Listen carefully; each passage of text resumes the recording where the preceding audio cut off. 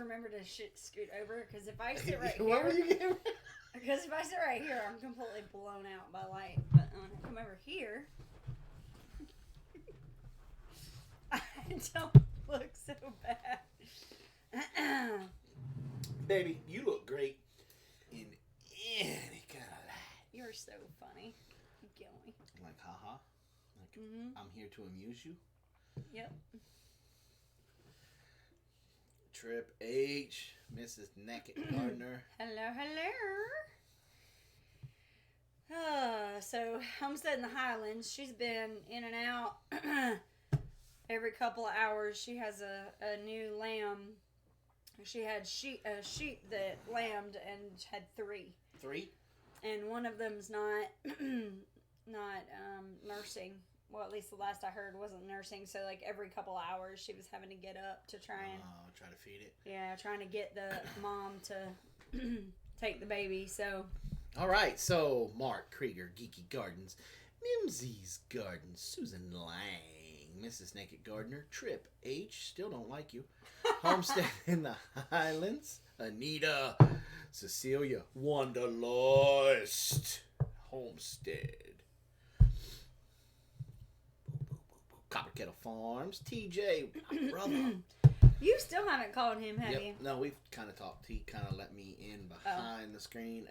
We have not had the time for me to talk to you about what's going on over there. Thanks for just putting me out there in the public spotlight. Well, I didn't know. JJL Forge, Mr. Blacksmith, Ding-a-ling-a-ling. Hidden within myself. So. With a needle and thread. I'm looking for somebody who promised me that they were going to be here. Oh, Cattywampus, hello. They weren't it. Oh. But hello, Cattywampus. My main man, Jason. UP Jason Gardening Squared. Adventure. It's been a while since I've seen, if that's who I'm thinking it is. April, what's up? Windswept. Still looking for Naturally NC. I'm glad to see that facial hair, Jason. It's because he hasn't been wearing his mask in the wood shop. It hadn't been in the I are here. So she actually put on a t-shirt today, by the way. Who? Copper Kettle. Everybody in our little chat about Mogar Polo thing was flipping out because she put on a t-shirt. I don't know why it's a big deal, but... What kind of t-shirt was it? I don't know. I didn't see it. I just saw the 57 messages behind it from all the people going, Crystal, are you wearing a t-shirt? I ain't never seen you in a t-shirt. Been welding my truck back together today. I bet you do. Speaking of cooking. Wow. A welder. I wonder what's that like to have. A friend who's a welder? No, to be able to have a welder. Oh. Is there a way to turn up your sound a tad low and my sound is up full blast? We just turned it up, so I don't know. Pump it up. There, I am all the way up. I am maxed out, y'all. Miggy, maxed. Here, that's why. Oh, relax. Jason. Can you hear me now? Last week, we were 5 minutes online without knowing we weren't on live. And now... Here it comes. I'm going to bring back Jake the Snake. DDT. Albany Mountain. Southern Blessed Homestead. How you going? Y'all, Southern Blessed Homestead. I saw a post. They are knocking on that 1,000 subscriber door. Nice. They only need like 20. So... Y'all are not subscribed to them. Go check them out. I'm not saying you have to. Sub them. Go check them out. If you like what you see, hit that old... You put that in since we're not using it right now. I'm in the middle of a pitch. I know.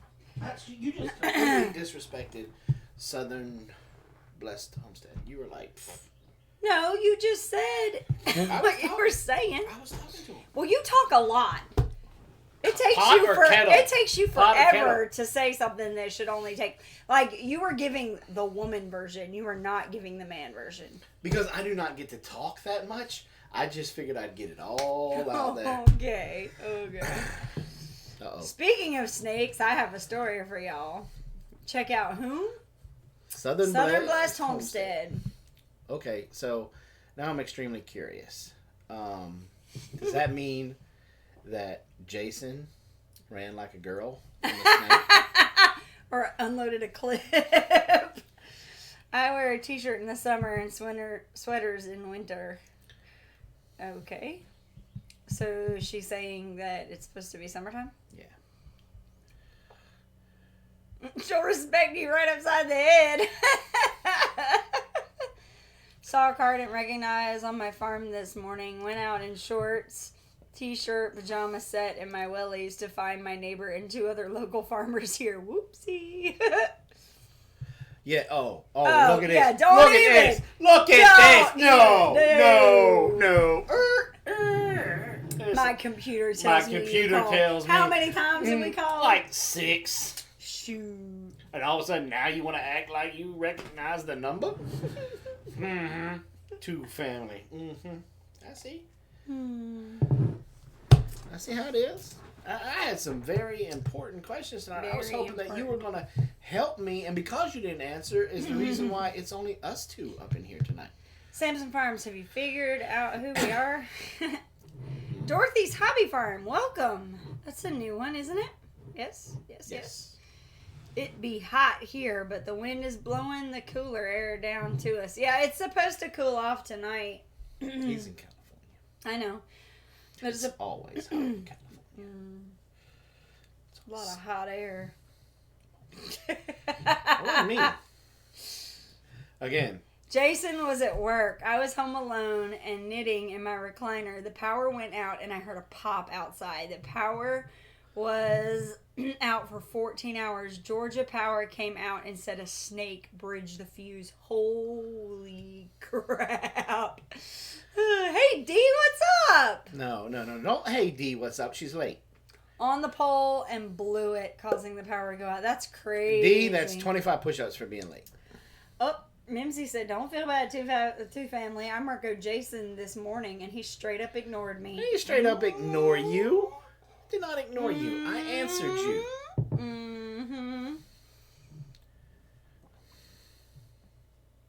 3:36 and 5:20. No messages. I didn't know you could leave a message on Skype. You can? Yeah, you can. Oh.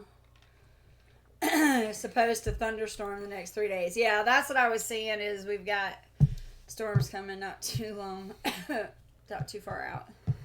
So, they lift the restrictions, and now you start coughing. I've been coughing. It's from the stupid pollen. Look at our pond is covered. There's a film. It's not of pollen. covered. Yeah, because the duck's been swimming. There's 3 ducks right there swimming right now. Look, that's not covered. That's like a tree sneezed. Okay, whatever. It's not even as big as that blob from Creepshow, the Stephen King Creepshow from the 80s flick. Oh, Samson said, I'll do D's 25 if Jason will do 15. And D said, I was digging for your info. She's doing some gardening. You did not answer me this morning. You answered this evening. Still got an answer, didn't you? You're so mean. Pollen is just pure evil. I wear aprons. What's up? Kyle, you were so right. It took months for Jason to figure out he had the wrong number for me. Hi, Kyle. On a live stream, by the way. Kyle. Want to bring up old stuff. Speaking of old stuff, I'm really sad that we're not going to be able to do some of these shows this year because, like, just thinking about the time that we spent with Kyle and his wife, like, we had a lot of fun with them. We still might be able to get to homesteading life. I don't know. Homesteading, August, I guess? Beginning of August? Homesteading, well, they're in Missouri, so I don't know what's going on. Yeah, I don't know. Up there. I know the Bayou Bash is still up in the air because they're holding out till May 15th, I think. Broussard, who's not in here, said. Anna, I love you. Hey, Emily. This is pretty funny. I'm watching Ladessa cast outside of the window. She's insisted on fishing today. So I'm so glad I came. I needed these laughs. We love having you guys in here. It's really nice. We know we have fallen short again this week making videos, but we're going to tell you why. Missouri opens up in a couple of days. We fully intended, like, we were filming. We've got all the filming put together, but it's just we're not done with the talking parts of it and stuff because it was a rough week. Doug said the other day it's still on. Yeah, I mean, as far as we know it is. It's just we have learned not to plan out anything because if you'd have asked me a couple of months ago if I wasn't going to be able, if I would or would not be able to see my son's graduation, the only thing that would have come up would be, well, we might not be able to find somebody to take care of the cows. That was the only, we might not be able to. And now, you're really upset about not going to be able to go. Yes, I'm really upset about it. But that's me. That's just my thing. See, so, I don't know. See, I'm mixed. I'm on the fence. Yes, I hate the fact that he's getting robbed of being able to show off to mom and dad and his sisters and.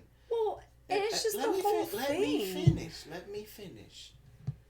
And it upsets me that you get robbed of the experience of being able to be at a Marine Corps graduation.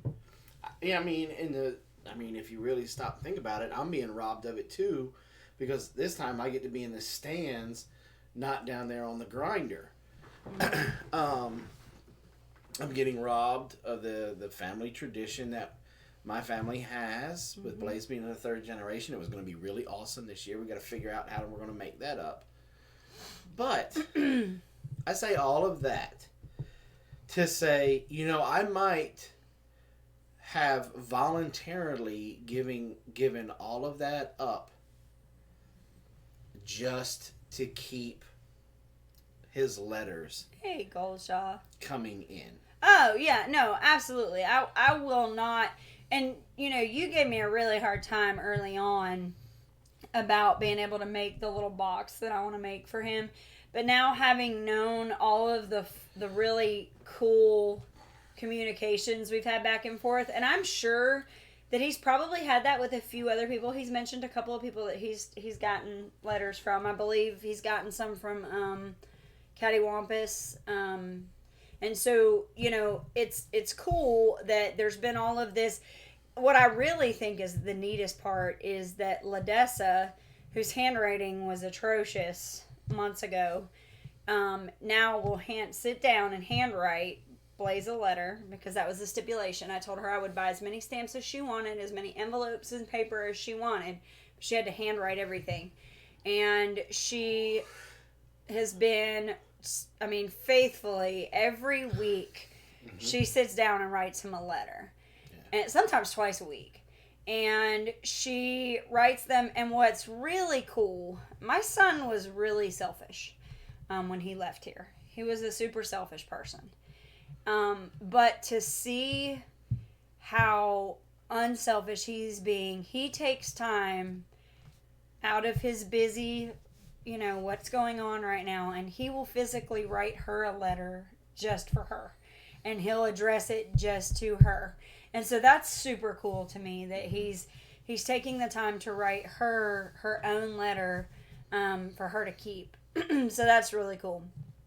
Yeah, and I like how we get the family letters, yes. And then everybody gets their, well, mostly everybody gets their own. I'm the only one. I started the letter chain. Carol doesn't. I started the letter chain. I faithfully write him just about every week, just like Ladessa. And I have not received one letter that's just to me. Just saying. Guess it doesn't count that I carried him for 9 months. Just saying. Carrying somebody for 9 months does not make you a mom. Can you rub this on the back part of my... Well, fine. I'll do it Not myself. just no, but heck no. I'll do it myself. So I saw up here somebody asked. I think it was Cheryl asked if they're going to be filming it. Yes, they're going to film it. We're going to be able to purchase a DVD with it. They're actually going to film it and upload it to Facebook a couple of hours after the ceremony. The problem is that it's a generic film, and it's going to be from like the stands. So, because I looked at last week's just to kind of gear up to expect not a lot. It's going to suck. It's not going to be great. And so it's really like a pan of the entire platoon. Company. Battalion. I'm sorry. Battalion. No, it'll be company. What will it be? It'll be company. It'll be company. 2nd Battalion Hotel Company. And so they'll show the whole thing. And you may or may not get to see everybody's guide on to even know which one is which. I did see some of like where they panned across a little bit closer, but I'm basically preparing myself to know that we're really not going to get to see much of anything. So that does suck. But his picture should be here soon,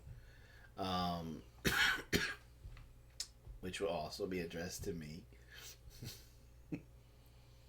So I will be in charge of the picture deviation. I mean, I guess that's the least he can do. He did total your truck, so. Wow, you gonna bring up old stuff and try to make me hate the boy again. And it's not like you carried him for 9 months and Nope. took care of him the first 5 years of his life with no help. Nope. Just saying. I did the last 15. Anyway. Made that boy a man. Mm-hmm.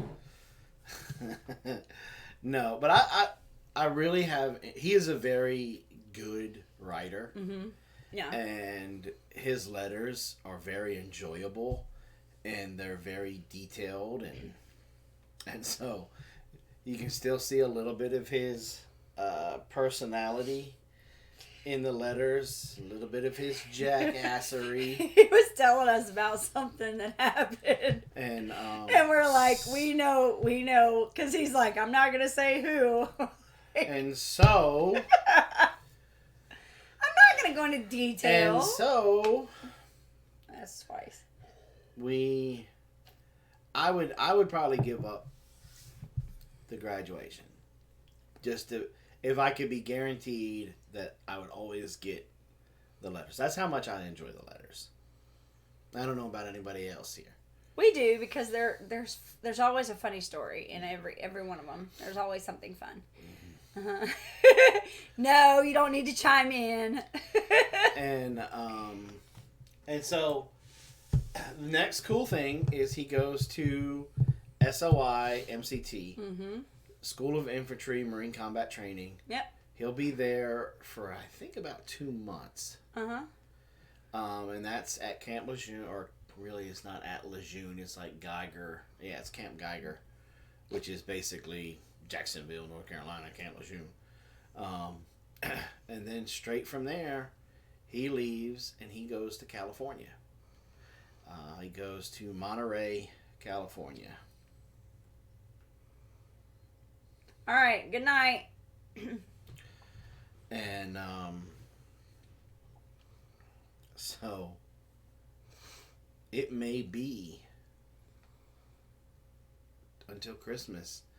That's what his letter said. He said it might even be Christmas before we get to put eyes on the change that is made. And depending on what happens with this flu season, it may even be longer. Mm-hmm. You know, we may go his entire enlistment and not see him. I sure hope not. I don't think so, too, but you kind of have to, prepare yourself for that. It really depends on what happens with all of this. And in 6 months, this could be completely over in a distant memory. You just never know. Yeah. Just never know. But all that to say, he has been very pleasant as far as his letters and stuff. We've definitely seen a little bit of a change just in his letters. Mm-hmm. So he's doing well. He finished his letter that he sent to Ladessa. He said that he finished his, whatever it was, BWT, Basic Warrior Training. Basic Warrior Training. Mm-hmm. What's up, Yellow Rose in the house? Naturally NC finally got in here. Oh yeah, she said she's better late than never. She was in here a little while ago. Yeah. So yeah. Oh, and Yellow Rose Homestead. Yay. Hello. So we were gonna have a little bit of a surprise for y'all tonight. I don't know if you guys noticed, but Goldshaw Farms is in the chat somewhere, or he was. Yeah. He might just have us playing in the background. He was going to be on the show with us tonight to let you know. I know a lot of you guys saw that VW Family Farm got a box from him. Well, so did we. So instead of having him on here tonight, we're going to get together this week and we're going to record a Zoom, Skype call kind of thing. Wow. And put together a video for y'all later this week. I'm here. I wasn't trying to say you were. I just, man, I know a lot of people will put it on and just watch it and they're not actively commenting. That's all. I wasn't trying to call you out or anything. You're like Captain Hackett's Healing tonight. Hollow. Hello. So Wonderlust said we dropped Nick off at MEPS and didn't see him for 1.5 years. I really hope that doesn't happen. But if it does, just have to deal with it. I have to remind myself, and I love Dee because Dee always keeps me humble and reminds me that I still have 2 girls at home that need my attention, and he is a grown man now, and he needs to do his own thing, and I just need to be here as support. I don't need to be hovering helicopter mom. That he can handle himself on his own, and if he does need us, he'll reach out to us. But I still have 2 girls that still do need us every day, every hour, every minute. So I have to take that, upset, disappointment, and just channel it into, putting more attention into the girls. And so. you know what's... Which they make it very easy. I was going to say that. Yeah. The transition, I thought was going to be a lot harder. But it really wasn't. Hello, Jeremy. Is that Mayu? Carol has made things surprisingly very, very pleasant. She wakes up with a smile on her face every morning. Which is crazy. Like, she wakes up whether she's had 5 minutes of sleep, 5 hours of sleep, 50 hours of sleep. It doesn't matter. She wakes up and she's like, hey, y'all, what's up? I think it's because she knows she's at top now when it comes to the chain of command with kids. She knows that she's top dog now. And so, I don't know. I'm just speculating. But she has taken the privileges that come with that with kind of a little bit of a grain of salt because she has really accepted the responsibilities. For the most part. For the most part, going a lot better than he did, And, well, and I we used to think that, we kept thinking, like the girls should be learning from his mistakes and should not be, doing the same things. And at first they were doing the same stuff. And then all of a sudden it was like something just clicked. And I don't know if it was this situation that the world is in now, but it's like all of a sudden it occurred to them that if they do something right the first time, that they don't have to go back and constantly, keep doing something over and over again. Good example. We had pigs get out, or a pig get out. Big old Han Solo. Well, I was going to say, like when the girls were over here still and he was over, we would have them get out and stuff like that. And Blaze would go over, he'd fix the fence, and the very next day, he'd be out again.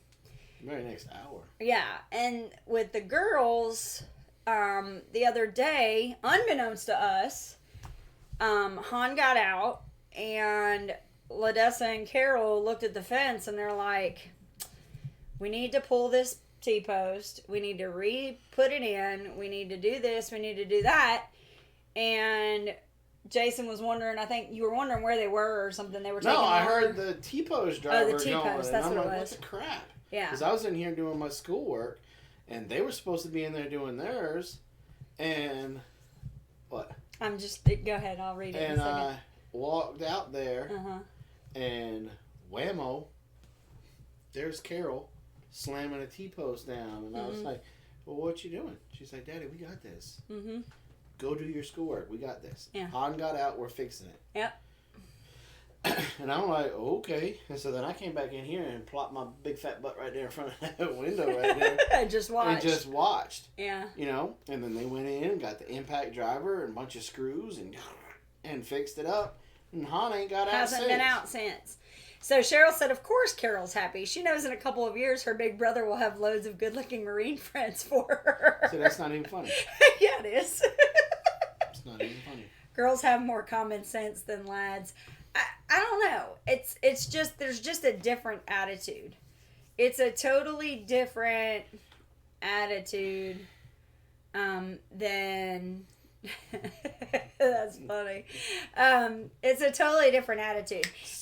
And then like Carol, and I was telling Jason this the other day.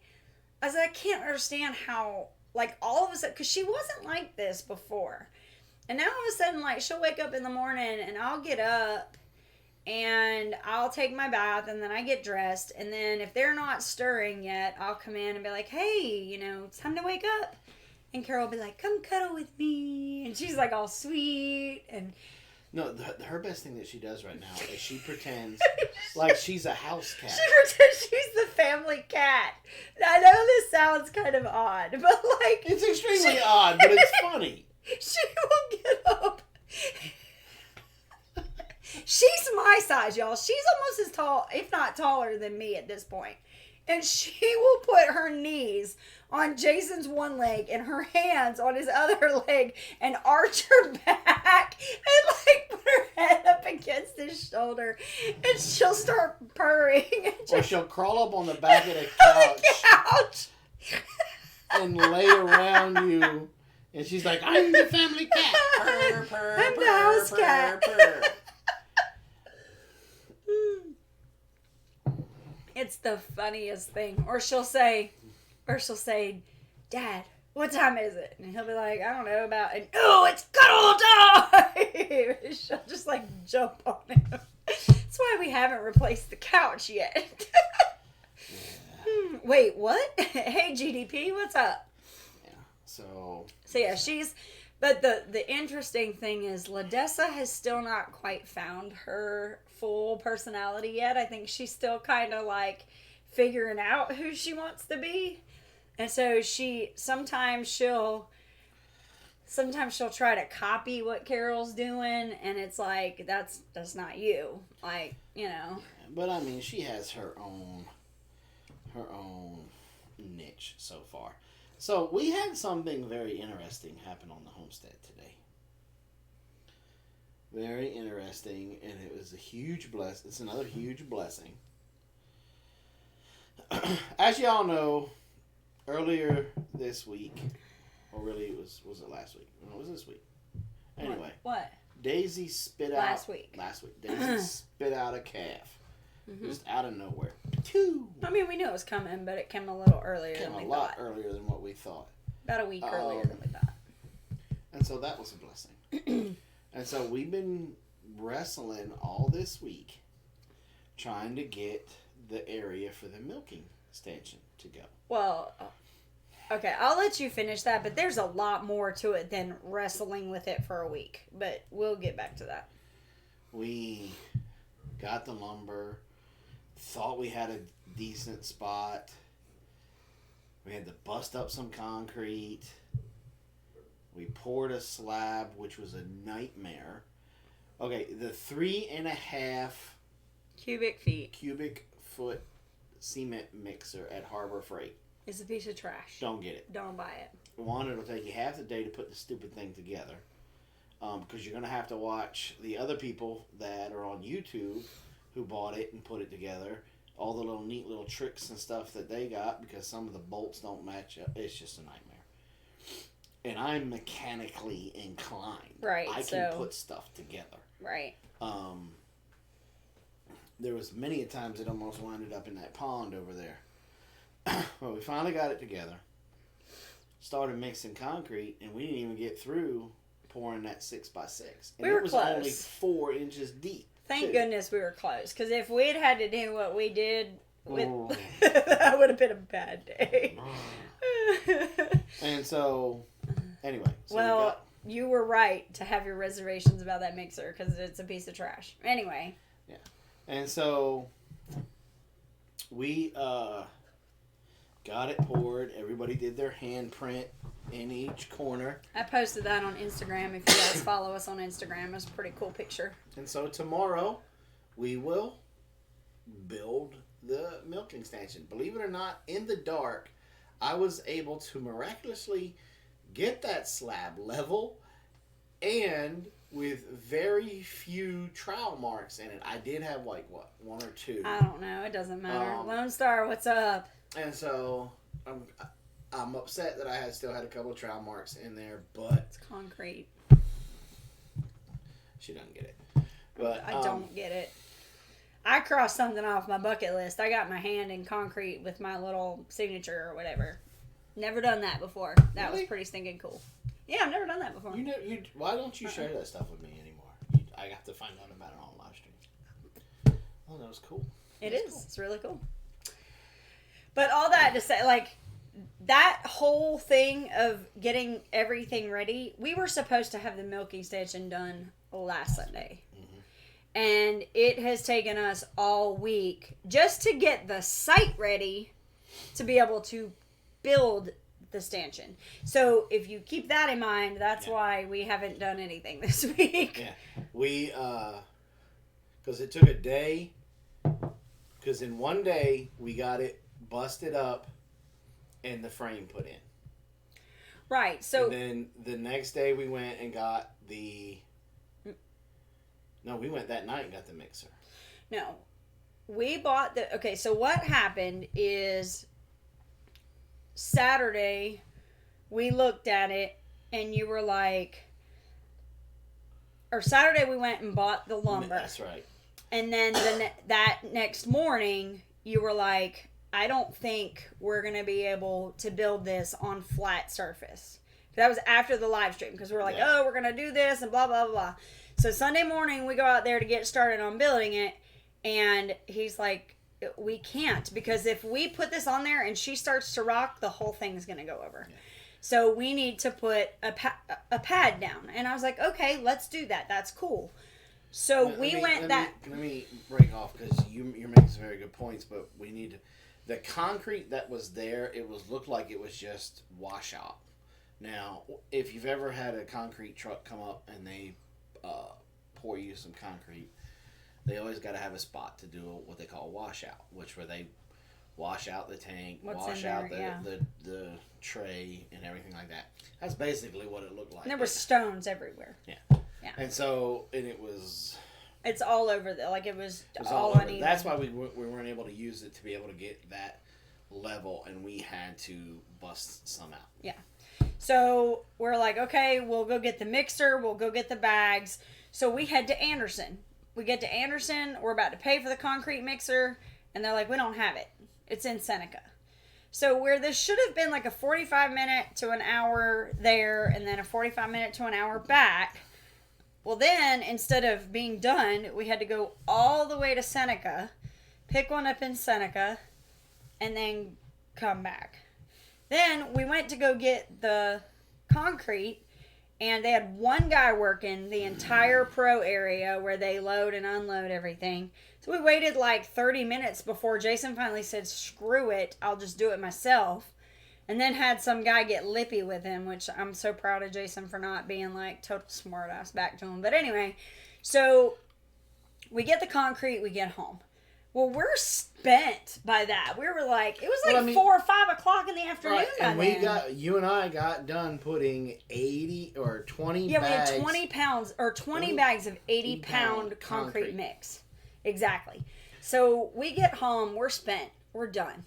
So then Monday rolls around, and Jason says, I can't just pour this on top. Mm-mm. I can't even get the 2x4s level to be able to pour another pad. So we're going to have to bust up this concrete to make it. So they spent all of Monday busting up the concrete.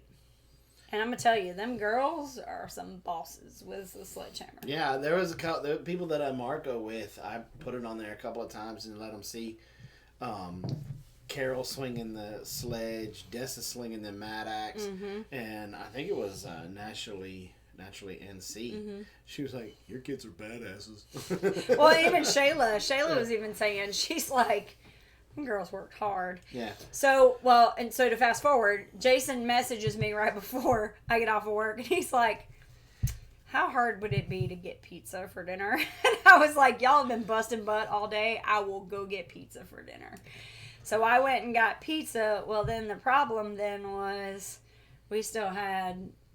Or no, that was the sledgehammer night. So that night we sat down and had pizza. Yeah, well, because I rewarded the girls with pizza and Coke. And ice cream. Yeah, they haven't had that since... Forever. Last year. Well, no. Didn't we have pizza one time with the Shoemakers? Yeah. When they were here, yeah. It feels like last year. Yeah. So anyway, we did that. So then the next day, the plan was to start the cement mixer, get the cement going, get it all taken care of. Yeah, it didn't happen. God opened up the skies.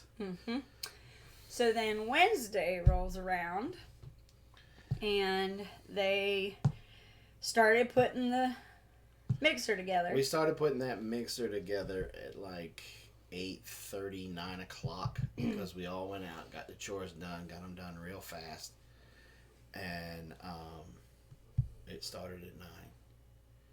And at first, I'm like, I'm missing pieces. He did. He texted me. He's like, call me. So I called him. He's like, I think I'm missing pieces. He was like, I think I'm going to need you to come get me. And I was like, but I don't understand, because if I come back and do this and do that, we're still not going to, cars are not going to be right. Because we still had 20 bags of 80-pound concrete in the back of the truck. Yeah. So you start moving that stuff around. Blaze's old truck, and he did not do the best at taking the utmost care out of it. Right. And so it's not very, like, I was sweating bullets. Just getting home from Seneca with it. Yeah. And so you finally texted me back and said, never mind, I think we got it. I was like, okay, cool. So they spent the whole rest of the day practically putting it together. Yeah. Because I couldn't believe that it was missing pieces. And so I even called Harbor Freight, and I'm like, look, do you guys assemble this there somewhat? Because it looks like I'm missing some pieces. He's like, no, we don't do any assembling here. Like, all right, so then I jumped on YouTube, and there was a couple of guys that had some decent videos about putting it out, and then I started putting 2 and 2 together. The instructions, they're not worth the paper that they're printed on. And so I kind of just followed these guys on the YouTube video. And we got it, finally ended up getting it together. But some of the problems was that all of the bolts looked weird to me. And come to find out, they would make the head of the bolt a 14 millimeter, but the shaft and the threads for the nut would be a 12 millimeter. 12 millimeter. It was some of the funkiest looking bolts you've ever seen. Big fat head, tiny little shaft on there. And I'm like, okay, because normally the bolt head is a 14 millimeter, and so is the stinking nut. But so we had every single bolt was like that. So then you had to try to start guessing what was what, which took time. And then wrestling with the blades, the mixing blades was a totally different headache. Yeah. And so they finally get it going. Right. Finally get it going. Woohoo!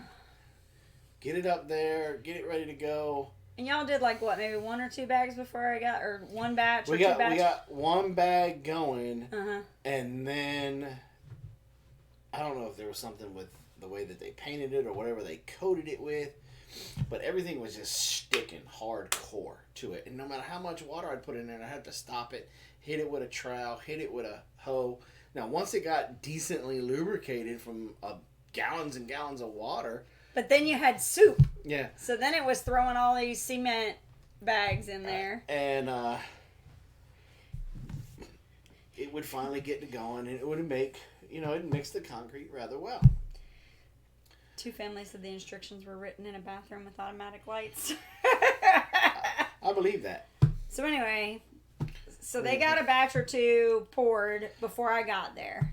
Did it speak Chinese? So, and then I got there. And we just started knocking it out. I had that extra set of hands, and we started knocking it out. Robin was a boss, boy. She was picking up them 80-pound bags of concrete, one on each shoulder like this. And she was like, "What? No. What?" And she just picked one off, slapped me upside the head with it. You're not moving fast enough. Well, what happened, and this is, I felt so bad because you could tell, like, they were already wore out. But once you start pouring the concrete, you can't stop. And so I got there, and Jason had just opened up a bag and was trying to just dump it straight from the bag in, and the whole bag fell into the concrete mixer. And he had some choice words and started trying to put his hand in there while it was going and throwing the bag everywhere. And I was like, okay, I need to help here. So I started moving bags to the back end of the truck. And then we put them on the end of the tailgate. I cut a hole in the corner of one, and we got a big bucket. We started transporting it by bucket over there to make it a little bit more manageable, to get it in the mixer, spin it around. Then we were trying to figure out how to pour it in because of the way that the concrete was, or the old concrete pad was. So then we figured out, I was like, go get it. We didn't figure out. You did.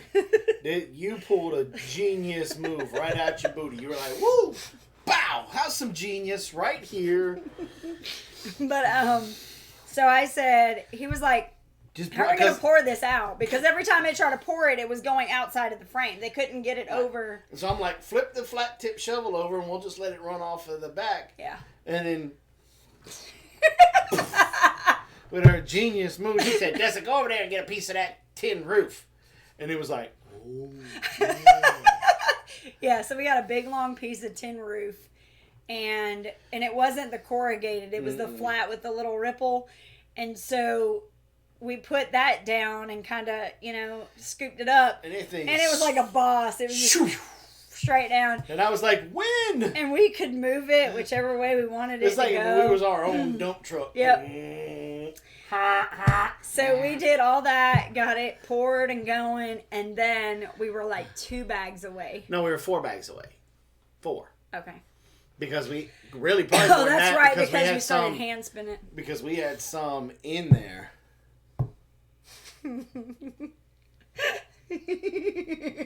Well, don't be late. Anyway. Bruce Howard.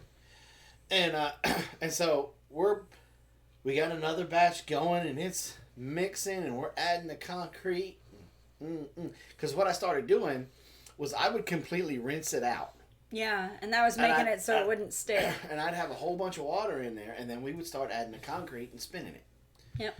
And we would add, because it had a buttload of water in it, and so we would add until it got to where it needed to the right consistency. Well, we're adding the buckets, adding the buckets, and all of a sudden, it didn't even go whoa, whoa, whoa. It just went. Just stopped.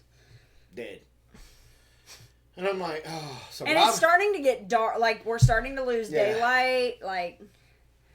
And so I was like, oh. Robin's like, well, let's try a different extension cord. And I'm thinking to myself, that's the best extension cord I got. Yeah, but I still, because we had running water, and so the water was running down.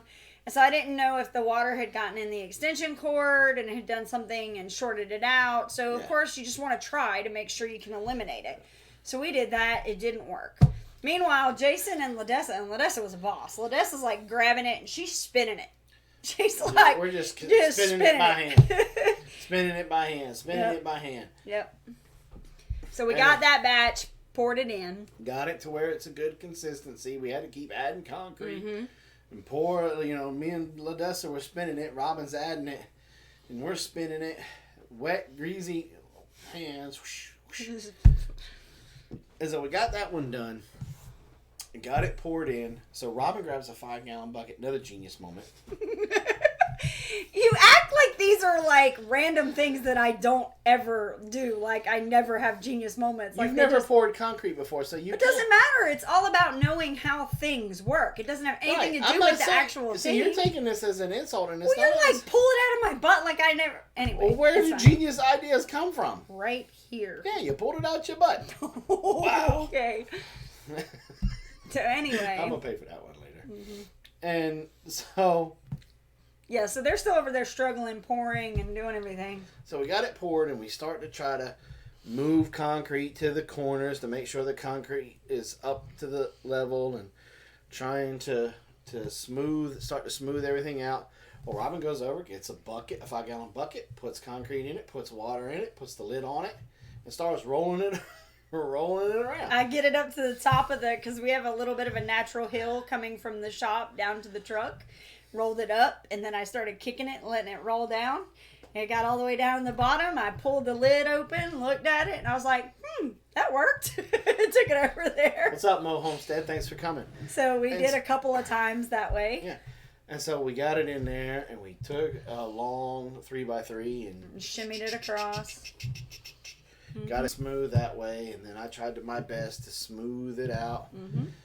As best I can. If I would have been thinking, I would have got one of those extensions that you could put on the trowel to be able to get in the middle, but instead I had to use my Spidey skills. It was like had like 3 fingers on a 2x4. Legs stretched out. Legs stretched out. I was just thanking God he didn't get top heavy all of a sudden and just go face And that's plant. why. See, that's a prime example why. If you didn't join us in the Homestead Yoga Challenge, yeah, you're wrong. Because you do not have these. You don't have the power of the 3 fingers. And then you don't have the stretching ability because you didn't do Homestead Yoga. What was that, 2 years ago? Probably. It was a year ago today that Abby had. Oh, that's cool. It was a year ago? Wow. Wow. Always here just to lurk a lot. And so we got it. Everybody did their handprint. And now we've had to let it cure. Yeah. Till tomorrow. And we're going to put... But I say all of that to tell you how hectic this week was. And with moving cows and doing this and doing that. Today is the Sabbath for us. We rest today. And so we were kind of in here just kind of hanging out in here, kicking ideas around and just being together as a family. And having some pretty fun little things. Worshiping the Lord and being together. Well, Robin says, I need to get up and stretch my legs. I'm going to go walk to the back. And Dessa's like, I'm going to go with you.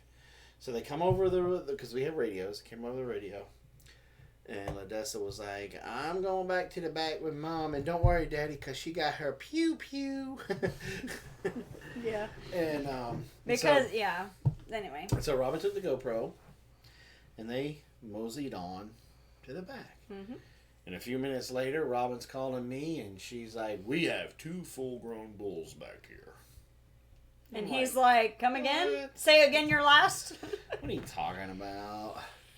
Well, Ferdinand must have gotten into Jose Canseco's stash. Ha! Because any of you that watched baseballs in the 90s will catch that reference. Anybody that didn't, it's about steroids. And the funny thing is just last Sunday, we were out in the pasture first thing in the morning on a video call with somebody about trading out a steer. And so we were filming everybody so that they could see them. And at that point, he was not this big. No, as a matter of fact, I said, well, he's not really going, because I think I said something about him not going to be a big bull because he's not getting anywhere. And he was like, hey. Challenge accepted. Somebody hold my hay. Yeah. Because when I walked back there, Delma was there and Freckles was laying down and he was laying down. And at first I was like, who is that? Because he was huge. And then I saw his horns and I was like, is that Ferdinand? And so they were across the creek from us. So I grabbed a piece of like downed, a little piece of down tree, like a little, that's hollowed out and yucky. All right, hold on. For all you PETA people. No, not even like that. No cows were harmed. No, not even close. This next part of the story. No. But I tossed it. It was more used for a startle It was. effect. It startled him. And no cows came in contact with this piece of rotted wood. It was literally like it's been sitting there for like 2 years, about to fall apart. So I grabbed it and kind of tossed it, and it landed close to him. It didn't hit him, but it landed real close to him, and he kind of jumped back and jumped up, and he got up full size, and I was like, Jason, just wanted to let you know, but we now have 2 full bulls. Yeah, he a little manly now. Yeah, he's as let's just say endowed as what's his name? It's Freckles. So he was wondering why Daisy hasn't been by. So he came to see what's up. Yeah, so Delma is showing signs of being with calf. She has a little bit of a sack now for her her bag. Her bag. It looks like it's not big enough to call a bag yet. It's a sack. Yeah, it's like she got a 40 in there. A couple of weeks ago, her skin where the teats were was completely flush. Like there was no, like it was just one solid piece of skin that was running flush up against her belly. Now they have fallen down a little bit to where you can actually see the teats, where before you couldn't see that. So she looks like, and she is definitely right as romance. When I first started looking at her, we were looking at her opposite, so it would have been right because it's really left from behind it. So I was looking at her and I was like, and I have it on film because I was like, oh, no, that's just a healthy rumen. And then all of a sudden you watch it swing back around to the other side, and I was like, oh, I think she's pregnant. So then Ladessa walked over because I didn't have good shoes on. Ladessa walked over, she had her boots on, and she walked over there and kind of pushed them back towards the other side of the creek, and we got a good solid look at her, and she is definitely a little more than a healthy rumen, in my opinion. And like I said before, her she really didn't have a bag, but now she does. She has a little bit. She got a the sack. flesh is actually falling. She got a sack from McDonald's from the dollar menu hanging down there. So Jason and I have decided that what we're going to start doing is every morning before I go to work and before I get in the bathtub, we'll go walk out there, go put eyes on her, and if she starts to seem like she's progressing quicker, then we'll move her up to the front. Bring her over. And it'll be just about time to take Calf Pal back, because it's time to breed her again. I was going to say, we're going to have to do the math to try to figure out exactly when we want her. He was born on February 14th, and that to me was perfect. He was born on... Was it Valentine's Day? Yeah, it was Valentine's Day. So he was born on Valentine's Day, and he bred her in April, which we're already a little bit behind. So if we put him back there with her now, we'll have a February, March calf. So we definitely, it's about time, because usually you keep them rested for 2 months. So for two cycles. So to March to April. So it's time to put her back there with him again. Yeah. But not only is finding out that Delma's more than likely with calf being a huge blessing, because my thing was, if she's not with calf now, she's never gonna be. So I was already in my mind that I was gonna have to process her. Because the other thing is, you thought we're leaving her back there by herself. There's no other females, so So Jason was basically saying, if by Christmas time she has not had a calf or made it very clear that she's about to have one, we're gonna process her. Like that's it. And so my radio chirps again. And Robin comes across and she's like, oh, by the way, the bees are still here in this swarm trap. And I'm like, what swarm trap? She's like, the one down by the creek. And you're like, define creek. I'm like, what other one is there that's by the creek? I said, are you talking about the one in the archery stand? And of course I was like, I don't even know what an archery stand is. What? So This idiot was throwing her line, and apparently the tree was right there, and I got my line stuck in a tree, and so I was pulling it out and my line snapped. Okay. oh, it's okay. We'll fix it. We'll fix it tomorrow. So Turn in for the night. Okay. And go inside. All right, go It's inside. not smart to do this in the dark, apparently.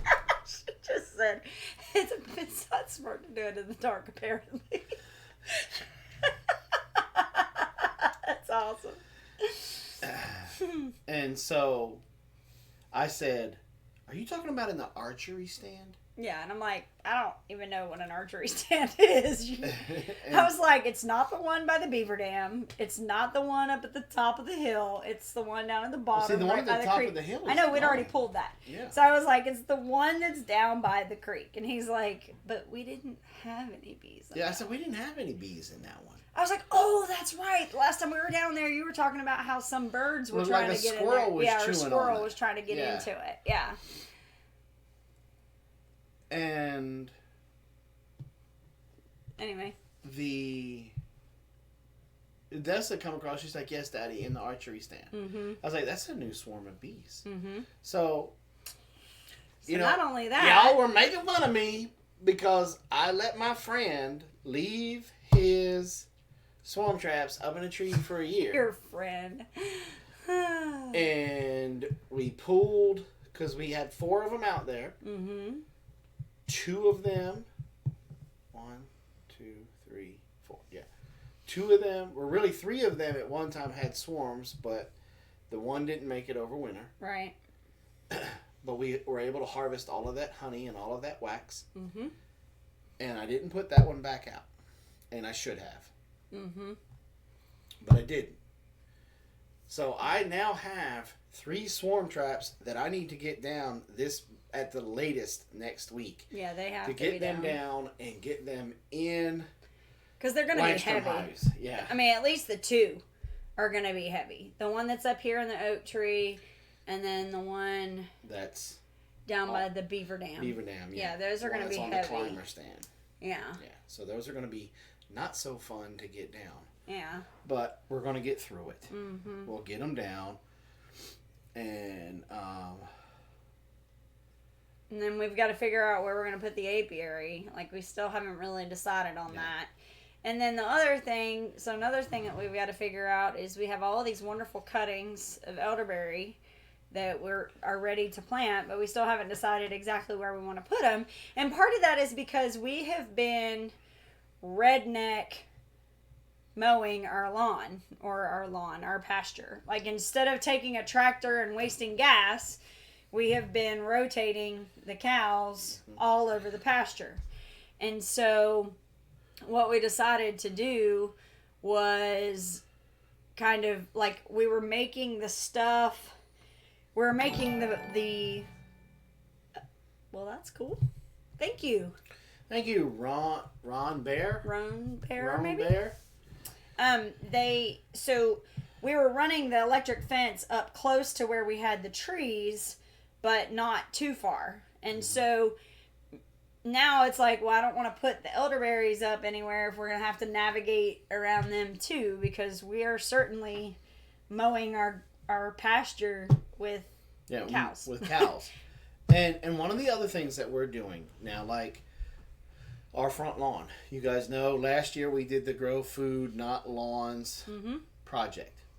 Mm-hmm. And so we have a whole bunch of raised beds in the front lawn. Mm-hmm. But we still do have some turf grass up there. Yes. So I have the Ryobi battery operated lawnmower. It's 40 volt. It runs like a boss. Mm-hmm. Okay. Love it. Love it to death. But Yes. and it has a bag on it. Mm-hmm. And so we take those clippings Mm-hmm. And we put them in with where it was the chickens, but we pulled the chickens, we combined all of our chickens into the one egg mobile. And we put the turkeys on. And so now we've got, just like you guys probably have seen in the Back to Eden video, the Homestead Bear, thank you very much. Thank you. Video how he does a lot of his the lasagna. It's like kind of like a deep bedding method. And so we're doing that in there with those grass clippings. So the turkeys are always getting fresh grass and stuff like that. And then they get to sit on top of that, and then they're defecating on top of that. Right. And they're also turning it. They're spinning it around, and so it's like an automatic compost system. So they will, this fall, we'll go in there with a wheelbarrow and a sifter, and we'll scoop the stuff up and sift out the compost and run it. Yep. And then the other thing we've been doing also is we're taking the bedding that we're running our chicks on, and we're taking and throwing that and composting that as well. So we're going to have some seriously rich compost this time next year. Is probably going to be really good. So, anyway, so that's kind of how we've been running things. We've got all of that grass and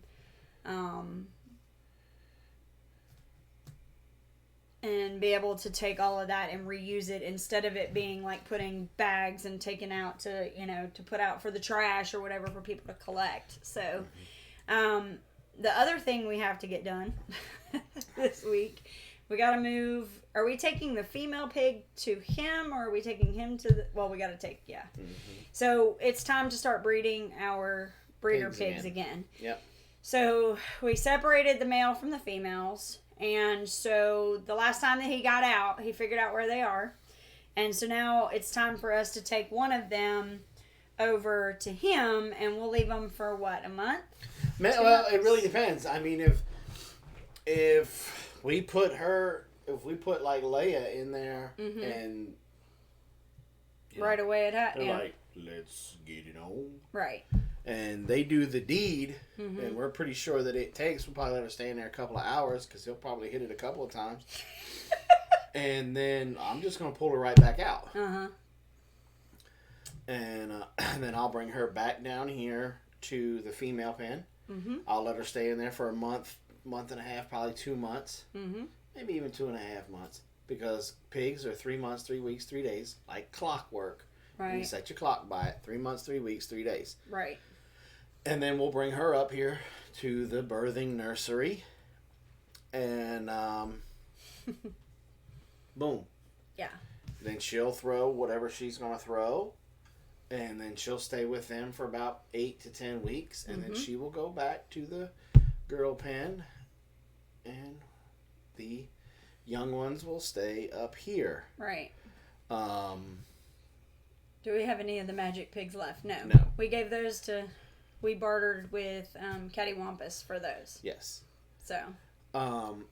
And so the other female will probably give a 2 month gap, 2-3 month. 2 months Long gap. enough for them to be completely weaned. So I would say at least a month and a half, because it's like 6 weeks, right? So I would say 6 weeks to 2 months before we breed the other one, because we don't want to. What we have learned from our pig experience is that you can very quickly get overrun with pigs. Yeah. And so what we decided we would do now that we've got them separated and we can control it, we decided that we'll breed one and then wait. Give it a 2 months. About 2 months. 2.5 months. Breed the other one. And really, the timing will work out pretty good, because when you wait that 2 months, they only have 3 months, 3 weeks, right? 3 days. So, about the time that we take her out to breed, and we may leave her in there for a month or two, by then, we'll go ahead and be moving the other one in to be, to birth. So, the rotation will be good. So that seems to work. So, and it's great to be able to put this in a rhythm now. Right. Yeah, it really is. It's nice. We've been doing this a long time, and you figure we started out with like a lot of folks. We started out on the quarter-acre plot in a neighborhood trying to grow a garden in the backyard, to all the way up to 21 acres of what we got now, and really starting to. And we had to reclaim a lot of this property. In fact, we still don't have all of it reclaimed. Those of you that have been here and visited. You've seen firsthand that we don't have a lot of it reclaimed yet. Well, and one thing I was telling Ladessa, because Ladessa and I were walking back there, and we have so much land that we don't realize how much we have, because we've been able to rotate those 4. So basically the 2 girls and their calves, and one of the calves, Bo, is now grazing. So you take at least 3 animals eating grass, we're able to rotate them around our property in the front and do it pretty well, because it's now time. That first paddock is now ready. Like I messaged Jason this afternoon and said, hey, that first paddock's ready to go again. So now it's time to take him over, take the cows back over there and start the rotation all over again. So we're able to do all of that on the front. When Ladessa and I walked to the back today, I told Jason, I said, it is very apparent that we don't have enough mouths mowing down this grass, because it almost looks like there's no animals back there. So it's really cool to see that our land will definitely support, as our herd grows, it will definitely support the amount of animals that we're hoping. Like we're looking into getting goats. So then we'll be able to rotate, that along as well. And I'm really kind of excited about getting back into goats again, because we did goats before. I did not like goats. You didn't like them because they jump fences and stuff all the time. But we have a lot more here that those goats will work for us.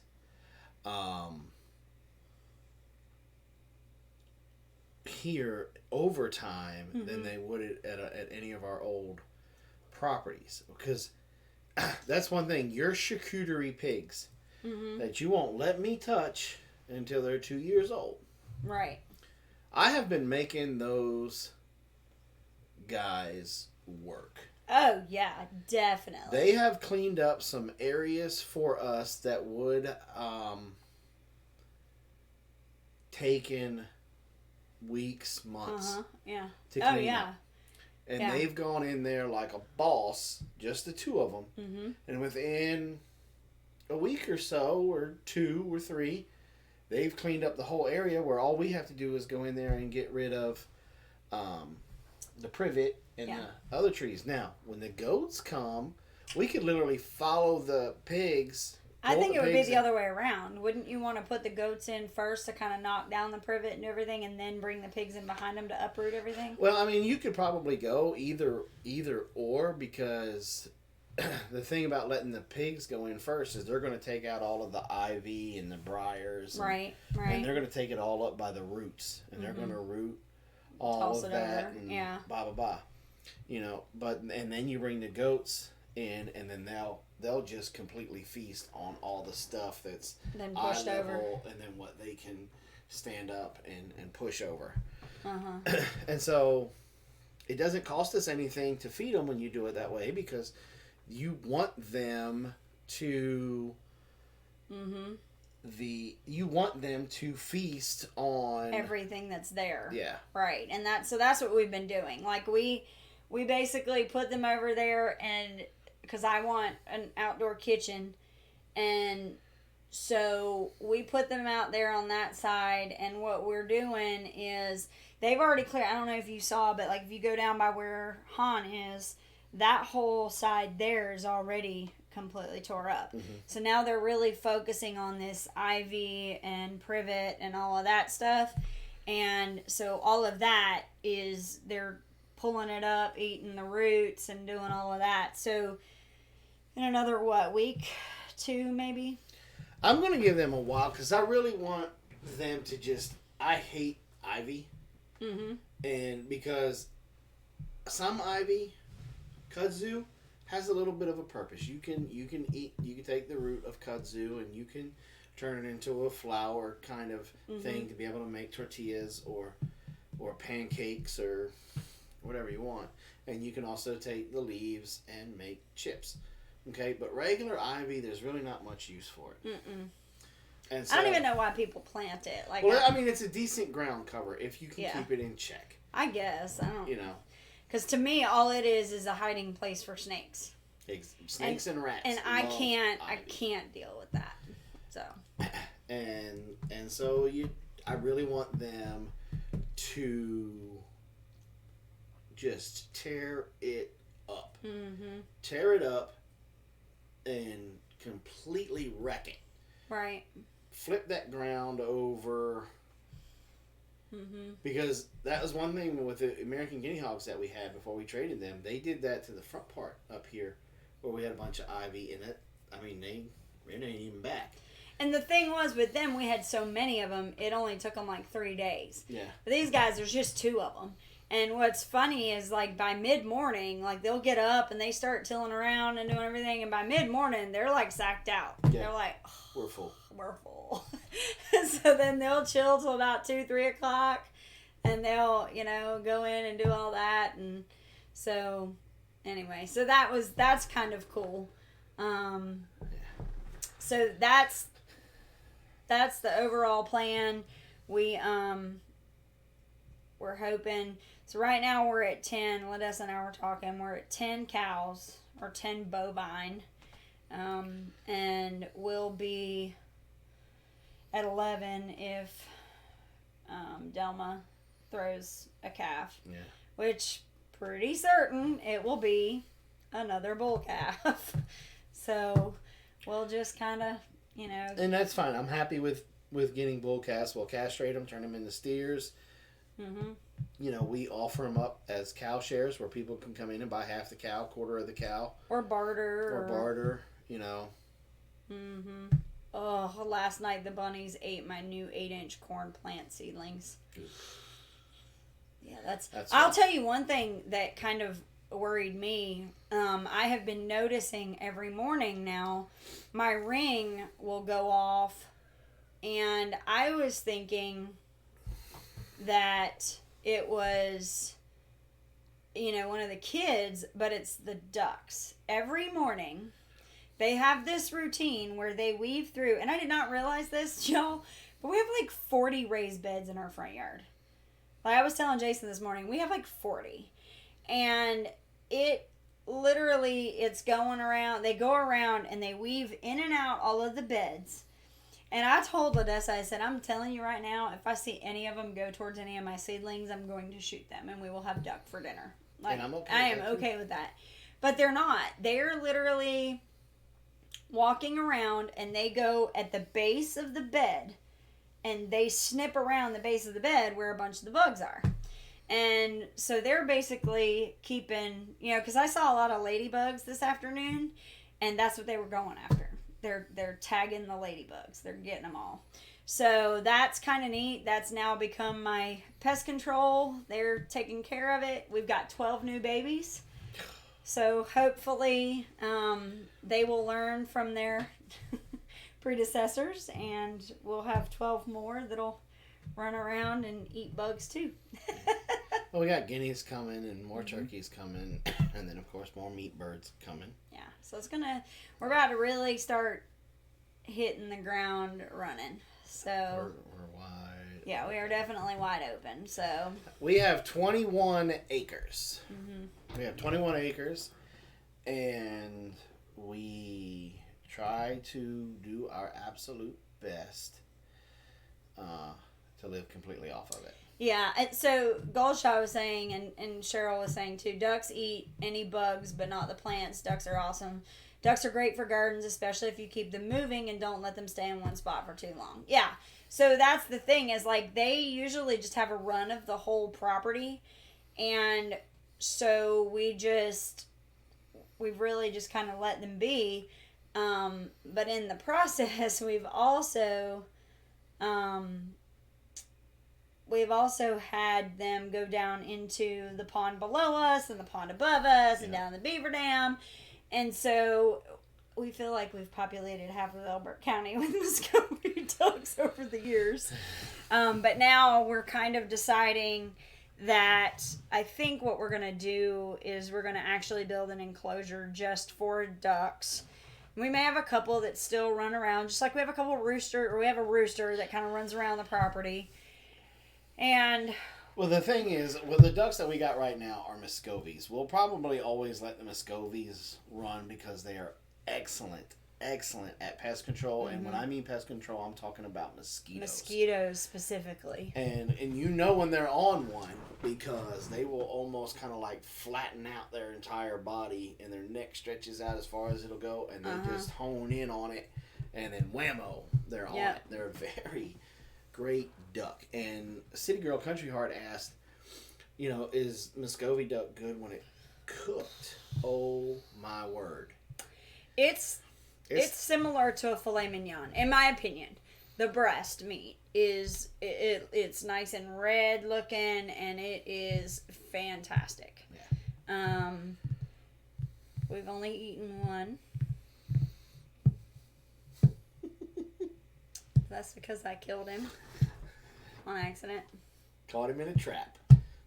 Caught him in a conibear, and so we decided we might as well figure out what all the fuss was about, because when we were in Augusta, we had a chef that kept us busy.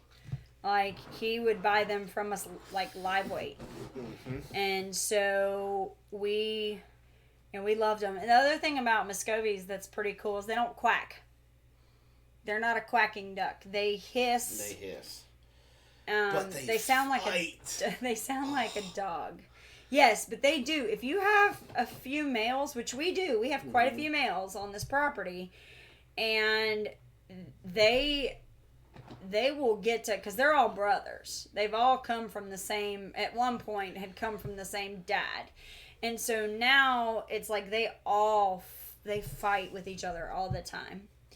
How many different kinds of animals do you have? I'm in Florida. So we have cows, pigs, sheep, chickens, ducks, quail, turkeys, honeybees, dogs, kids. Is that it?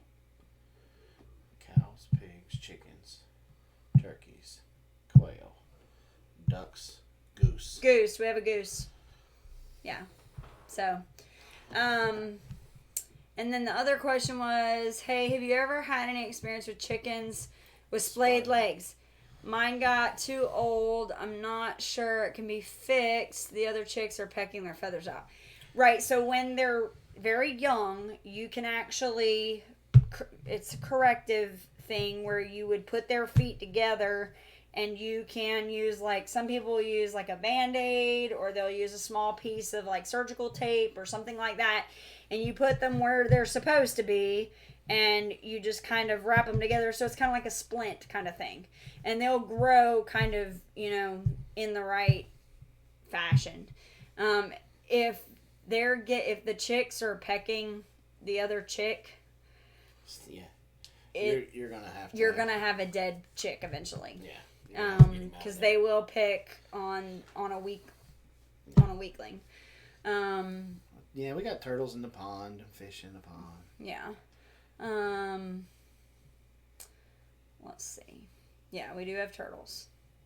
So, and then we've got some wild youngins that like forage.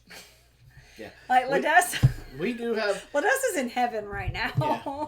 The springtime is a very active time of the year, not only because we're planting stuff, but it's time for a lot of the wild foraging with plantain and sheep sorrel and. We have fish too. Yeah. we have sorrel, we have plantain, we have clover, we have dandelion, we have chicory. Like, we have a bunch of different things.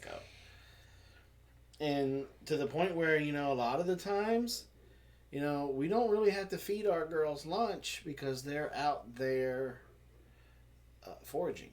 We have a lot of wild strawberry. Like, Dessa loves wild onions. Oh, which is crazy because I now have a bed full of onions. And you know what she's doing? I started paying attention. So my onions are now like the chive part of the onion is like that tall now. Well, I started noticing that my chives are not growing. They're actually shrinking. So instead of going and getting wild onions, she's nipping the tops off of my onions and eating the chives. And I'm like, you know what? Who cares? But the thing that she's super excited about is because of the timing, we were able to plant on 2 full trellises on both sides of sugar snap peas, which she absolutely loves. So what we're able to do is we've had massive amounts of plants and they're starting to shoot up all of these flowers. So now it's time to start harvesting all that stuff. So, well, thank you. As Bill sees it, Bear. Thank you very much for your super chat. Thank you. So, anyway, that's... it's a wonderful... And I try to... every week we try to kind of... And we're going to start wrapping it up here. To try to leave you guys on a very positive note. Because, the world's kind of messed up right now. It's kind of, at its wit's end with each other. Right. But this is an awesome time to be alive. And this is a really awesome time to be homesteading. If you ever... This is the time, and I say it all the time. Jess from Roots and Refuge said to us privately one time that when we were going through something that she thought that we were going through that because God was giving us the opportunity to stretch our trust muscle. And I believe with all of my heart that everybody that is homesteading and you're trying to live more sustainable and you're trying to be more free and you're trying to get off of this broken food system that we have, that God has given you this opportunity right now to stretch your trust muscle, and He's given you this opportunity to be able not justify, but what's the word I'm looking for? Credence. He's giving you credence to what you're doing. He's backing it up. He's saying, yes. This is the way I want you to farm. This is the way I want you to raise your food. This is the freedom that I want you to have. This is the love, and you should be getting your cup filled up right now. Like the other day, I don't know what it was. It was a couple weeks ago, and we were getting ready to move cows, and I was just beat. Y'all, I was beat like a runaway slave. Oh my God. I was beat down like that. Homestead Bear, thank you. And I was at the point that, I was close to tears and close to giving up. That's how beat down I was. Right. And I walked out there to move those cows. And I looked and I saw a line. To where the paddock that they were going to, the grass was super tall. And what they mowed down. And I got this level of peace and this inner joy that my cup right then and there, the Lord filled back up. Because it was like He was patting me on the back saying, see, this is what I need you to keep doing. This is what I need you to keep doing. You're doing a great job. Keep it up. Because you just fertilized this area. And when you bring those chickens up here, they're going to spread out all that poo. And then this grass is going to come back better than what it did before. Yep. And the cows, who usually, for some reason with those calves if I could skip, the first 6 months of a cow's life and be able to just get past all of that orneriness that comes with baby calves. It's cute. Mm-hmm. Yes, it's cute, and it's fun to watch them run around and frolic. But when you drop that electric fence, they're kind of like, freedom! Yeah, they're like off. little William Wallaces screaming freedom and jumping around all over the place. And then all of a sudden, they're like, oh, hey, fat guy, you know you want me in there with mama, but I'm going to make you run around the farm. And so, but this day, when we dropped the fence, everybody just walked right over. Mm-hmm. And it was like my cows turned and looked at me, and they're like, sup? And they just put their head down, and everybody kept eating and mowing as they were going. And we just clipped everything back up, and it went on, and we went and built the next paddock. And it was, and the pasture, the front part of the pasture, when we first got here, it was overrun with useless grass. Mm-hmm. I mean, just totally useless grass. Well, to get it mowed down, because our homestead was kind of abandoned for 6 months or whatever. We knew the guy that owned it before us, and he took off back to the big city, but didn't contact anybody right away. Well, and even while he was here, it was too much land Yeah. for them. They couldn't keep up with it. He had very young children, and there was just no way. And God led him to us.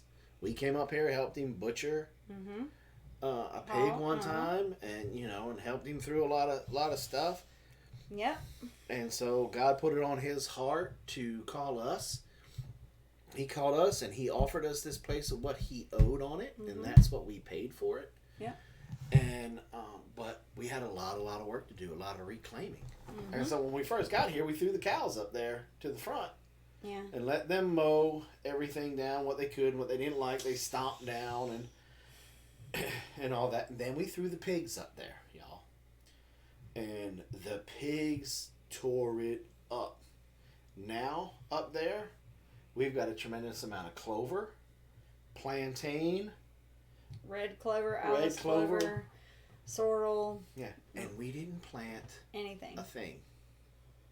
No. We didn't throw one bit of seed out. Chickweed, henbit. I mean, there's a little bit of everything.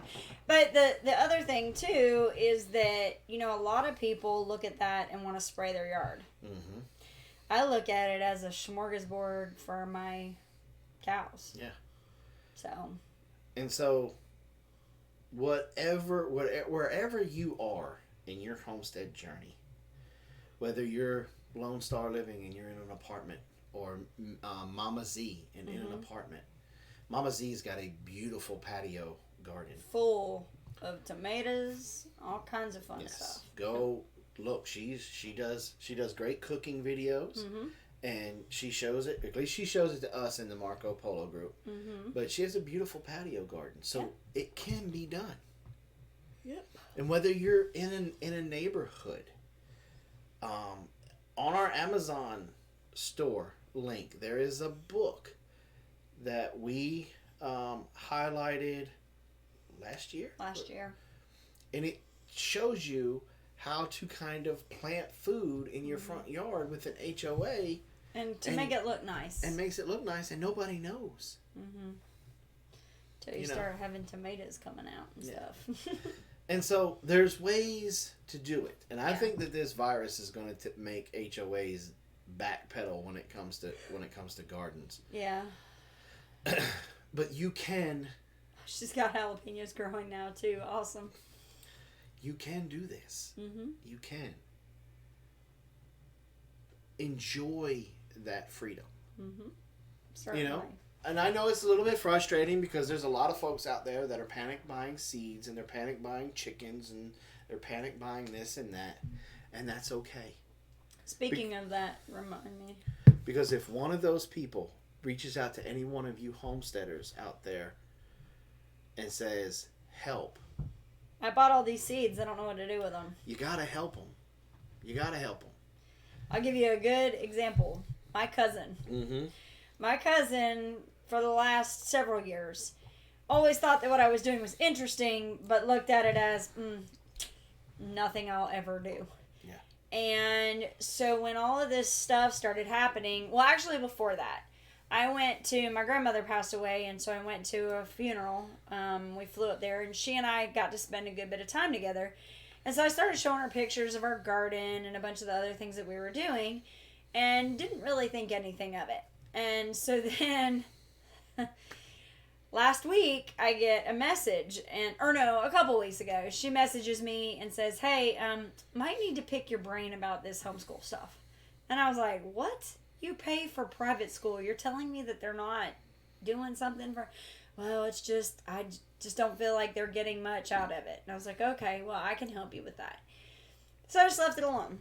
Well, then this past Monday, my cousin messages me and says, hey, I've been thinking we're going to be home for a while. And the way that food is going, what do you think about me doing a couple of chickens? And I was like, I think it's awesome. I said, but keep in mind, those little chickens, those little chicks are not going to be laying for 4 to 6 months. And by the time, because they're in New York, I said, by the time you do that, it's going to be like August. And so here we go. Now it's August. That's why he didn't message you, Mimsy. We couldn't think of anybody just yet. So anyway, my cousin says, I'm thinking about doing it. So I sent her over to McMurray Hatchery, which we absolutely love. And she messaged me back and she said, we have a problem. She said they don't have anything available for months. Mm-hmm. And so I reached out to Ginger, and she told us that just like with panic buying of toilet paper and this, that, and the other, that there are people that have been buying up laying chicks. And so they are doing what they can to build back up their stock. She told me that they will have some late summer and early fall chicks for layers. So by the time that you get them and do everything that you need to do, they'll be raring to go first thing in the spring. So still a good option, because then you're not... See, like, if you get your chicks now, you're still kind of taking a gamble on whether or not they'll really be producing, depending on where you are and if you run a light and all of that. So that's what I told my cousin is, look, if you get chicks now, you're still talking about at least 4 months before they start laying. Mm-hmm. So, but anyway, we talked her through that. I showed her a couple of plans for some coops, and this morning... we opened up Facebook and Instagram, and we'd been tagged by her in something, and we looked at it, and she bought 6 chicks, and they've got a coop that they're building, and I just thought that was the coolest thing, because here you have somebody that finally said, you know what, we're going to go ahead and do this. And so, yeah, if you have somebody that reaches out to you, by all means, try to help them in any way that you can. Don't judge. You may have the people that for years were telling you that you were wasting your money, wasting your time, whatever. Well, it goes back to what you always say. Mm-hmm. Don't let other people's behavior change who you are. Right. Everybody that's in this chat has a giving heart. Mm-hmm. Plain and simple. And don't let somebody that was looking down their nose at you 6 months ago, a year ago, 3 months ago, change who you are. Right. That person comes to you and says, I'm really worried about the food shortage stuff. And, what can I do? What can I do? Educate them. Educate them. Be there for them. Be supportive. Show the love that you show everybody in these chat boxes and everybody in this homesteading community every day. Right. Show them that love and show them that respect. Mm-hmm. And let them take that red pill just a little bit at a time. Mm-hmm. Help them nurture that tomato plant to fruition. Mm-hmm. Because the moment that they bite into that tomato plant and all of that flavor and all the juices run down their face, they're hooked. Mm-hmm. Or their first egg. That first egg, when that first egg shows up and they crack it open to go to fry it, and they freak out because the yolk is standing up like a golf ball and it's orange in color. And they call you. Don't laugh at them. Wait till you hang up the phone. Because if you remember, we've all been there. Educate them and say, look, it's a fresh egg. It just fell out the chicken's bottom. And it's orange in color because your chicken is getting a lot of sunshine. It's getting a lot of natural vitamins and stuff like that. So it's a healthier egg for you. Yeah. And like Dee said, she invested in her chickens 5 years ago and built them a really nice coop and a yard and everything. And she, her initial investment has pretty much paid for itself many times over. But one thing I did want to ask Terry real quick. You said that your female, she's growing her feathers back. I saw where you had said that you were going to incubate the eggs. Have you put the rooster back in with the female? Because sometimes it can take a little bit for those eggs to get back to being fertilized. So I was just curious about that. I never really saw if you answered me or not. So while you're in here, I was going to ask. Oh, look. What? Mimsy's mom's going to be 81 tomorrow. That's 81. awesome. That's awesome. Thanks, Mimsy. Have a good evening. Thank you for all that you do, Mimsy. You did an outstanding job tonight. Thank you. Orange tomatoes are my favorite. Less acid. I don't know. I'll tell you what I'm super, I have become really excited about is, and it was funny because when we were trying to decide what we were going to plant, this was last on my list, which was cherry and grape tomatoes. But I have been making salad in a jar to take to work, and so I got some organic, somewhat local cherry tomatoes, and I've been cutting them up and putting them in my salad, and I'm going to tell you, the flavor on those, I was like, we got to make sure we have grape tomatoes, cherry tomatoes. Jason's like, where's that coming from? I'm like, it's the best flavor for a salad. I don't think I'll ever cut up a slicer for a salad again. I think we will do cherry and grape tomatoes for salads from now on. So, excuse me. That's one of the things. If you don't have any of those, you definitely need to get one of those going. I'm looking forward to getting. I made you laugh too. Getting some of those slicers and getting my tomato sandwiches. Well, and with my own BLTs. On the sourdough bread that Ladessa makes. Terry, I would still put them in because I don't know that those eggs are still going to be fertile. She said, no, the roosters were with both hens every day for a month before I moved them 11 days ago. I would put them back in there with them for a little while before you incubate them. Because better safe than sorry. Yeah. I planted Brandywine tomatoes outside from seed, and I have tons of sprouts. Awesome. Good. One of the things that you could do is go ahead and crack open an egg, see if it's fertile. Yeah, you certainly could do that and just look at it. And then what you got to do when you see that it's fertile, you gotta take a spatula and scoop it back up, put it back in the shell, put it back on there, put some duct tape around it. No, I'm just kidding. What? Samson said, recently lost our speckled Sussex rooster, so we are currently in save all the eggs for a month to incubate. Yeah, you gotta be careful, and that's the thing is some of them, Yeah. Anyway, so I just started curing a pork shoulder for some buckboard bacon this morning. Awesome. Ooh. I know there will be a video. Nothing better than that first tomato sandwich of the season with thick mayonnaise, salt, and pepper. Mm-hmm. Yeah. Yeah, we're definitely going to have some slicers, but I really think it only works for duck eggs, Jason. But I think and I made Jason laugh because the thing that really stinks is that because of how hot we get, we won't be able to be sustainable with the lettuce during the summer.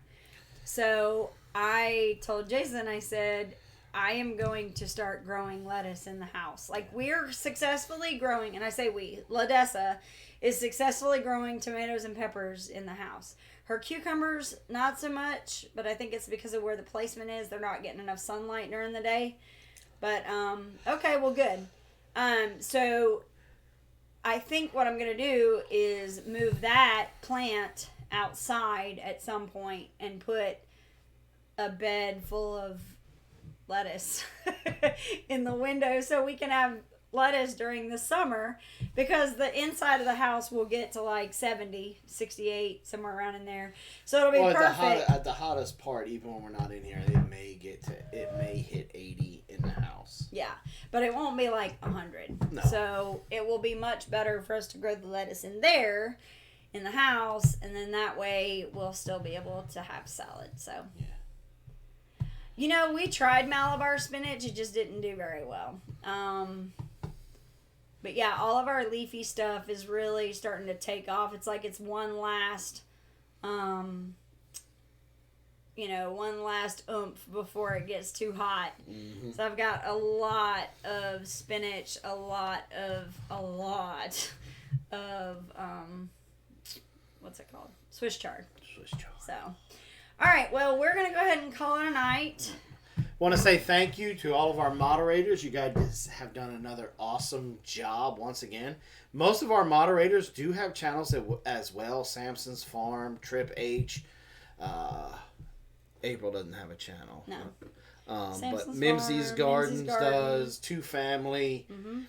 So if y'all go and check those out. Again, if you're in an apartment complex, go check out what Mama Z is doing over there on her patio. Definitely something to see. And you guys, reach out to your close friends. Reach out to them and check on them. We're in 7B or 8A.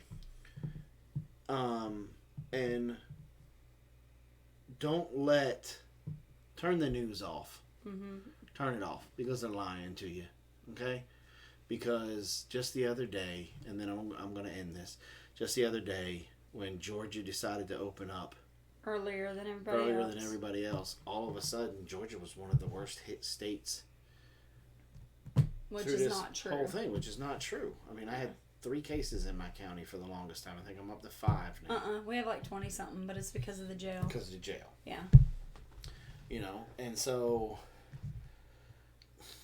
they're going to twist it, manipulate it to fit whatever type of story that they're saying. Yeah. Okay, pay attention to what's going on around you.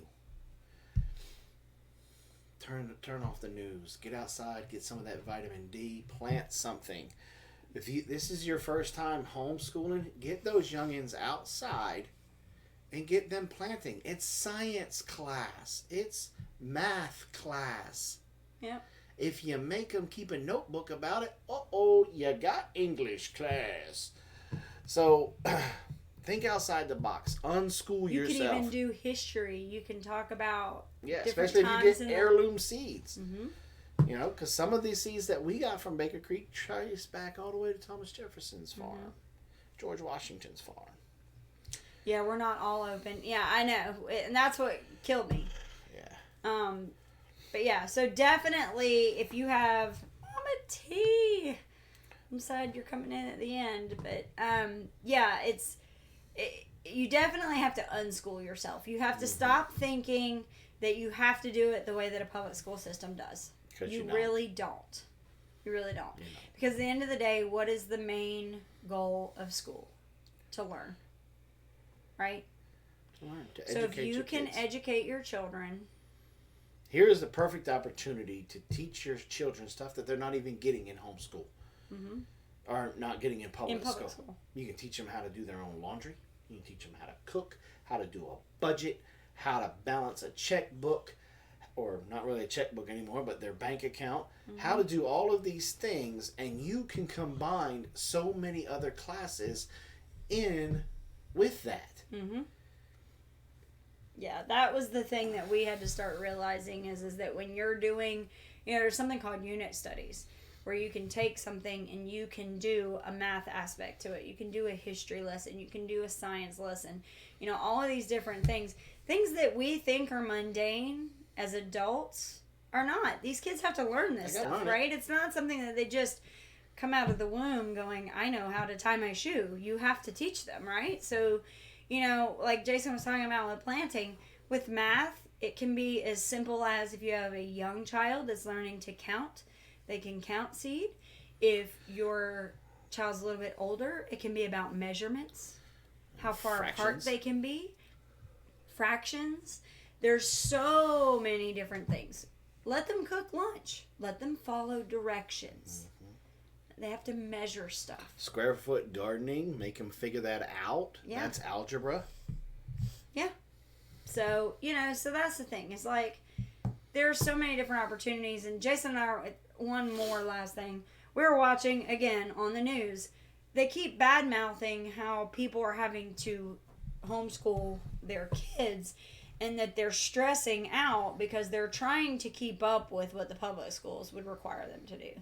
And at the end of the day, that's just not possible because a normal homeschool day is about 4.5 hours, where public schools keep these kids in school all day, 8-hour days. And so they are filled with busy work. And if you want to busy work your child to death, then by all means do it, but not for us. Not our cup of tea. Mm-hmm. I'd rather have them outside being hands-on and learning. Yeah. So, you all guys, thank you everyone for coming tonight. Thank you for all the super chats that we received tonight. Those super chats will be going back into our homestead, into some projects, probably be buying some lumber and different things like that. So we do appreciate that very much. We will be having a video coming out showing you guys, like a lot of the super chats that we received in the past have paid for the lumber and the stuff that we need with the milking expansion. That's why it's called the Dragon's Talon Milking Stash. Yep. Because he was a major contributor to that. So, it's time for us to close it up. Don't forget, we'll be back here next Saturday, 8 p.m. Eastern Standard Time. Are we doing it Wednesday? I don't know. With everything that we've got going on, it's up in the air. We're going to try. We're going to try to do Robin's Essential Oils class this Wednesday at 8 p.m. Eastern Standard Time. So you guys be on the lookout for that. If you're tired of not getting notifications from YouTube, send us an email at bigbearfarms@hotmail.com. Good night, Geeky Gardens. In the subject matter, just put email list. Now, we were trying to get hooked up with Gold Shawl tonight. That's why we didn't get the email out tonight. We were trying to get it hooked up. Last minute, just couldn't do it. Just that. Next thing we know, we turn around, it was already 8 o'clock. But we'll send out an email probably tomorrow morning about the rules for... To name the calf. Yes. Yes. So, you guys have a wonderful, wonderful evening. Don't forget in that email, I don't know if I said it before, but just put email list. And also... be on the lookout for a special video. We have added another feature to our channel, and it has been approved. So we're getting ready to launch that as well. The reason why I bring that up is because of something April just put in the chat box that she is going to thoroughly enjoy. So Robin and I, we love you guys. And we want to remind you to plant smiles. Grow giggles. And harvest the love, baby. Yeah. Good night, y'all. Recycle, reuse, repurpose. Keep that stuff out of the landfill and give our wildlife a chance. You guys have a wonderful, wonderful evening. Have a good rest of your weekend. Bye. Bye.